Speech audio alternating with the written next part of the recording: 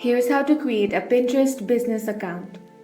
First, launch open any web browser. Now, if you want to create a business account from scratch, then head over to pinterest.com/business/create and hit enter. Now you will have to enter some details over here.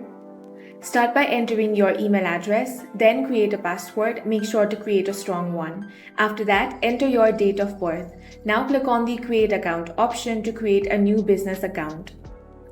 However, if you already have a personal account with active pins and you don't want to lose them, then you can directly convert your personal account into a business one. For that, log into your personal account. Now click on the gear icon at the bottom left corner of your screen, then select the option of Settings. Now click on the option of Account Management. Here, you should be able to find Convert to a Business Account option. Click on Convert Account.